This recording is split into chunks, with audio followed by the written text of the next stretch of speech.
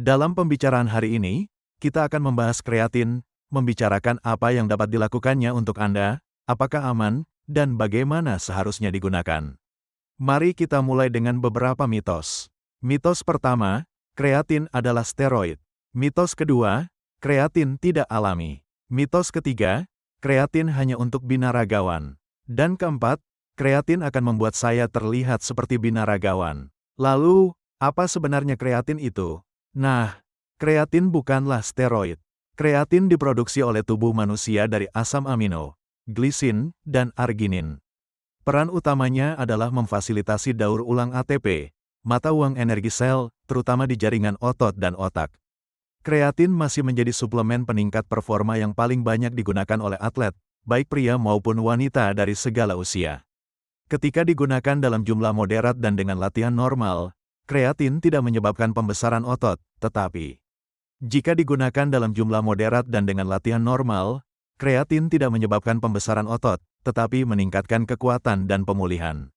Lalu, apa yang dapat dilakukan kreatin untuk Anda? Nah, mengonsumsi suplemen kreatin dapat meningkatkan cadangan kreatin di otot. Hal ini menyediakan lebih banyak energi yang tersedia dan memungkinkan Anda berolahraga lebih lama, lebih mudah, dan lebih efektif. Beberapa penelitian menyarankan bahwa kreatin, dikombinasikan dengan olahraga, dapat meningkatkan kepadatan tulang.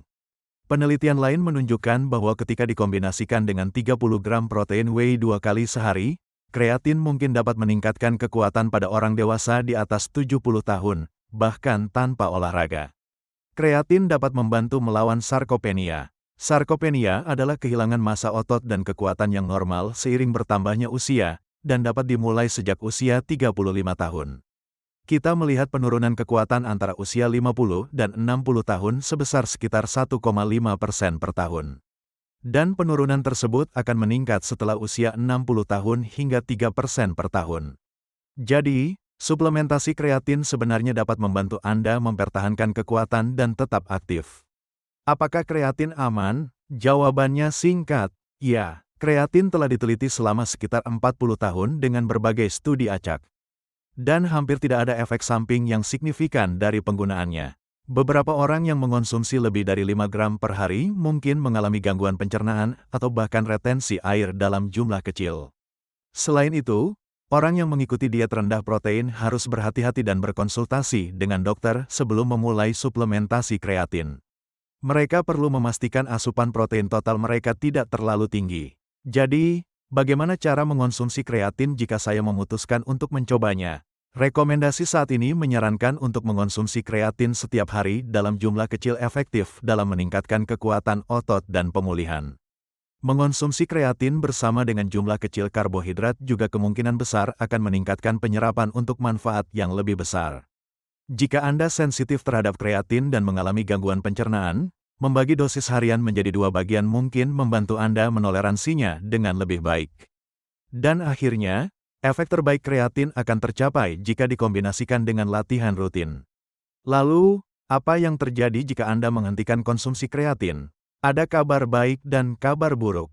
Kabar buruknya adalah seiring bertambahnya usia, kita kehilangan kekuatan otot dan sel otot. Kabar baiknya adalah kreatin menyediakan bahan baku untuk pembentukan energi dalam sel otot Anda dan membantu mempertahankan kekuatan yang dapat dicapai dengan sel-sel yang tersisa. Jadi, meskipun penuaan tetap menyebabkan kehilangan sel, penggunaan kreatin secara teratur dapat membantu mengurangi penurunan kekuatan yang terjadi seiring penuaan. Jadi, jika Anda mengonsumsi kreatin secara teratur, Anda akan meningkatkan kekuatan otot. Namun, jika Anda menghentikan konsumsi kreatin, Anda tidak hanya tidak akan melihat peningkatan kekuatan yang berkelanjutan, tetapi proses penuaan alami dan kehilangan sel otot juga tidak akan diimbangi oleh peningkatan kekuatan. Dan secara keseluruhan, Anda akan mengalami penurunan kekuatan. Jadi, jika Anda tertarik untuk mempertahankan kekuatan otot seiring bertambahnya usia, suplementasi kreatin secara berkelanjutan dapat memainkan peran penting. Jika Anda menemukan konten ini bermanfaat, silakan berlangganan saluran ini dan sukai video ini. Perlu diperhatikan bahwa sebagian kecil orang tidak akan mendapatkan manfaat dari kreatin. Jadi, jika Anda tidak melihat peningkatan dalam kekuatan dan daya tahan dalam sebulan, disarankan untuk menghentikan penggunaannya. Anda mungkin pernah mendengar mitos-mitos lain tentang kreatin. Mitos pertama, kreatin menyebabkan penambahan berat badan. Ini tidak benar. Namun, seperti yang saya sebutkan, beberapa individu mungkin mengalami retensi air dalam otot. Mitos kedua, Anda tidak perlu berolahraga untuk merasakan manfaatnya. Sayangnya, hal ini tidak benar. Anda perlu berolahraga untuk memaksimalkan manfaat kreatin. Mitos ketiga, penggunaan normal kreatin dapat menyebabkan kerusakan pada ginjal. Sayangnya, mitos ini muncul dari laporan kasus seorang atlet yang mencoba menurunkan berat badan dan dehidrasi sambil mengonsumsi dosis tinggi kreatin. Sayangnya, pada individu tersebut, gagal ginjal memang terjadi.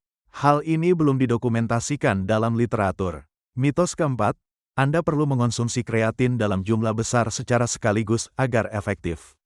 Dosis tinggi memang memungkinkan saturasi dan penyimpanan kreatin dalam sel otot terjadi lebih cepat. Namun, dosis yang lebih rendah secara teratur juga dapat memberikan manfaat yang sama dalam 2 hingga 3 minggu. Oleh karena itu, tidak perlu mengonsumsinya dalam jumlah besar di awal. Dan dosis yang lebih kecil jauh lebih mudah ditoleransi. Mitos kelima, memanaskan kreatin adalah cara yang baik untuk melautkannya. Kreatin tidak sepenuhnya larut dalam air.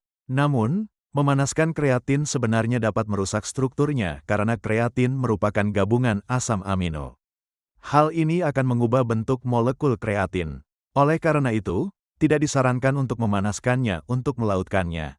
Mari kita ulas. Mitos bahwa kreatin bukan steroid dan bukan zat alami adalah salah.